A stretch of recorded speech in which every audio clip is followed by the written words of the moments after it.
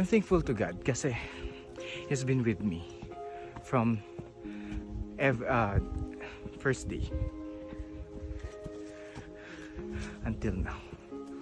Oh, I can't even imagine na magagawa ko to. Relax. Ay! So, naglakad lang. Hi!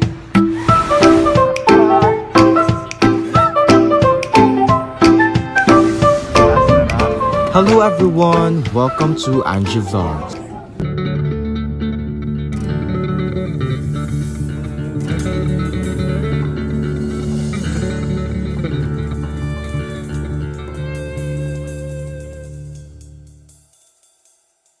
Mindanao, Mindanao, Mindanao, Mindanao, Mindanao, Mindanao, Mindanao.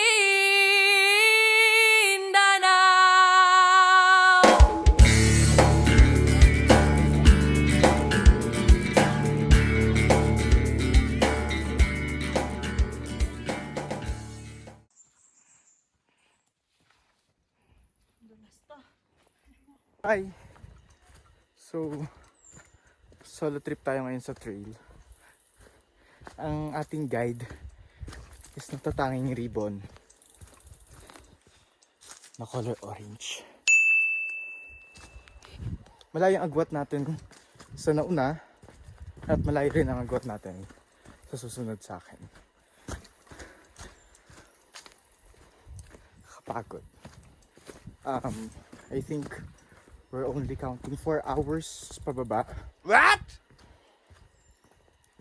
Para ma-reach natin yung open field. So sabi ni Kuya, pagdating sa open field, hindi pa daw yung registration. So magte-trek pa tayo para registration. Ang hirap. Ginusto ko to eh. Well, have a great day guys. Hi guys. In trail, hindi lahat ng kanto may ribbon. Minsan, 100 of meters bago makita yung susunod. All you have to do first is to use your common sense. Buti nga pag nandito gumagana. What? Nakikiayo naman yung common sense ko. Doon minsan talagang pumapalya. Hindi ka pwede mag-create ng trail mo. Either mapapahamak ka or maliligaw ka na matagal. So you should follow the dead leaves. Kung makikita nyo yung likod ko, both side green, nasa gitna, mga patay na dahon. That is the safest na dapat natin sundan pag mag-isa lang tayo sa trail. Like us. Wala tayo kasama ngayon. Malayo yung nauna at yung susunod sa akin. All we have to do is to follow the trail. The dead trail.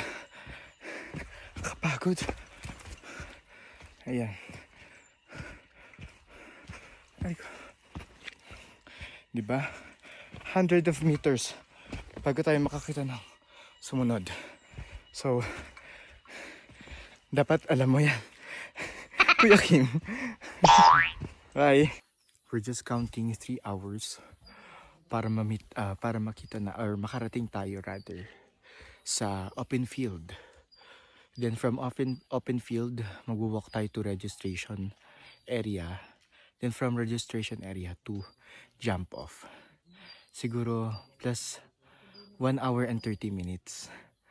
Grabe. Kasi kung darating tayo sa open field, papunta ng registration, grabe na yung daan. From registration to jump off, grabe din yung daan. So don't expect less. Expect too much. Oh no! Tatapos na rin kalbaryo natin. Konti na lang.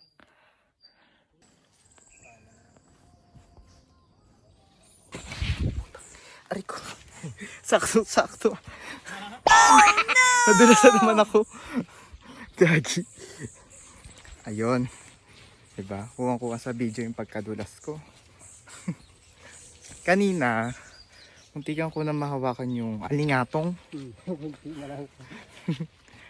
Konti na lang at sinabihan kami ni Kuya kasama namin sa trail ito sa likod ko na alingatong daw iyon, huwag hawakan kasi super kate nun and naglalast yung kate sa skin up to 5 days bago mawala naturally.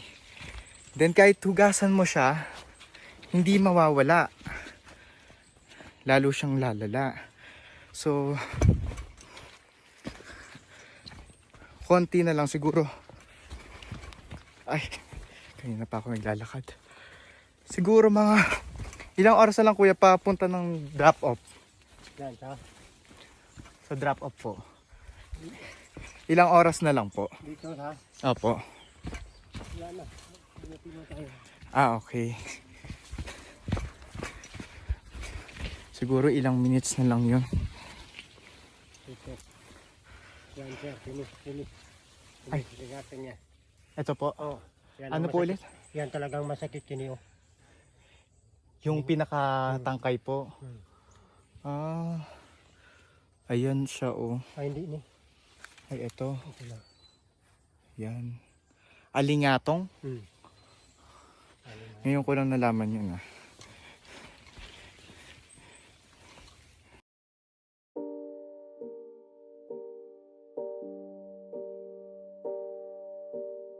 Jo. Hello. Oh. Uy. Wait lang. Sakay ako ng kabayo. Hindi yan tatalon ha. Hey! Hello! Ay! May bayad na yan. Dapat ako yung sumakay sa'yo. What? Ang galing. Sa'yo yan kuya? Anong trabaho niya? Wala. Pet mo lang? Wow! Ay. Baba ako kuya.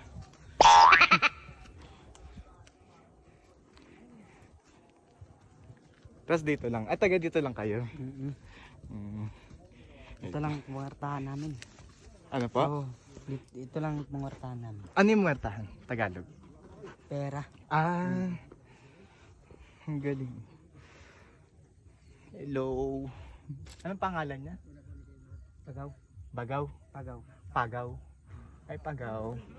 Ay. Ang cute oh. Thank you.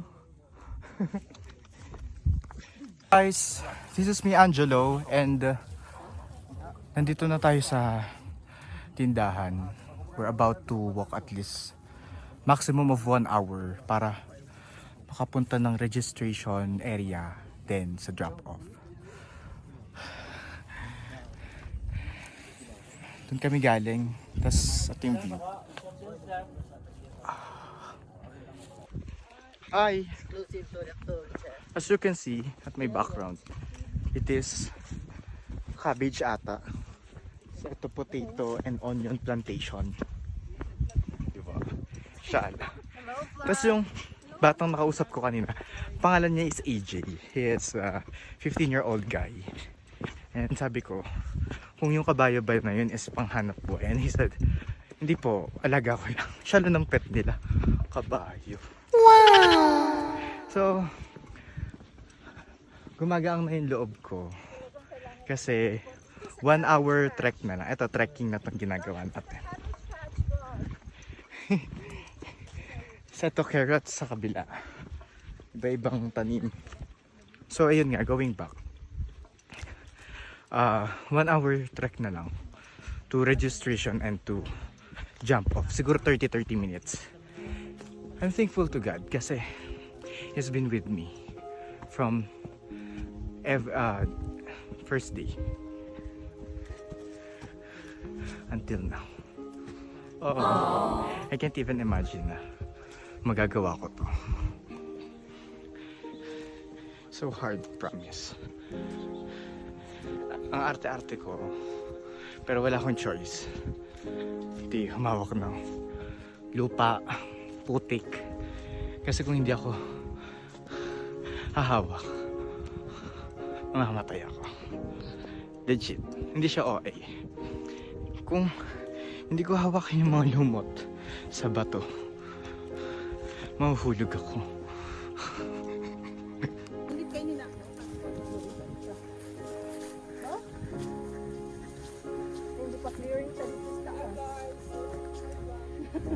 Kaway lang kayo.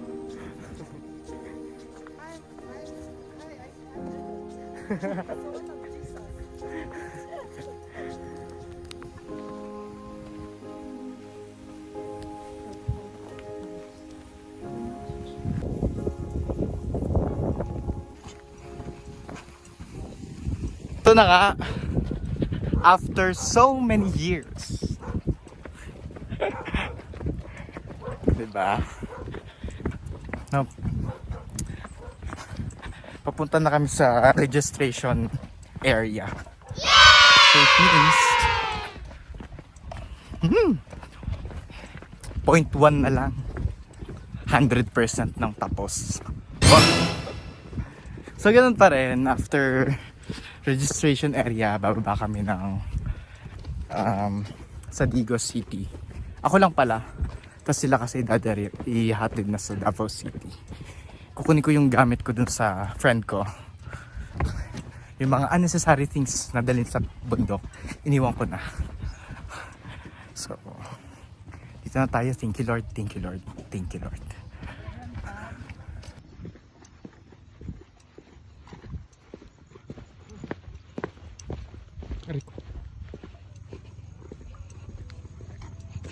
Hello. Doggy na yan. Hello.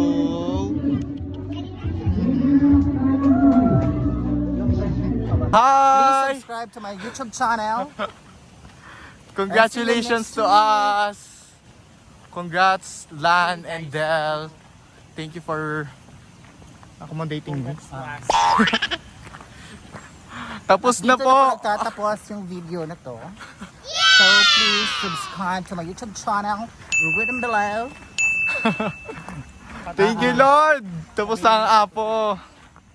Please hit subscribe and share. Bye-bye. Bye. Hi, thank you God for being with me. Grabe. Makakaligo na ako. Makapag-toothbrush na. Pa ba? Makakapupo na. Kasi yung mga hindi ko ginawa eh. Tiniis ko yung dumi ko. Tiniis kong hindi maligo. Hindi mag-toothbrush. Pero so far, alagang iyan. Charot. So, ligong-ligo na ako. Kasi pagbaba, siguro mga 1 hour ride to Digos. From Digos, papunta doon sa bahay nila Ricky, doon sa friend ko. Around 5 minutes lang naman. Gusto ko na maligo. It's fulfilling. Grabe. I can't even imagine na matatapos ko yun nang may energy pa.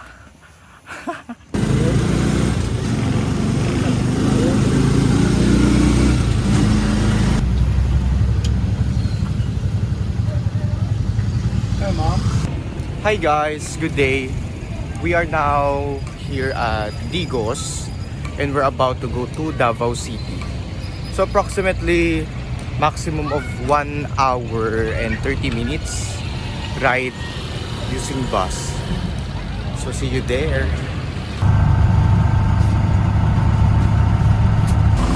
Hi guys. So bumaba tayo.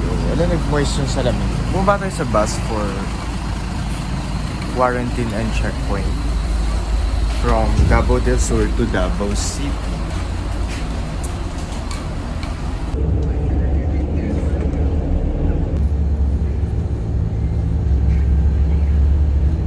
Hi guys, good morning. We're about to go to Bugis, no!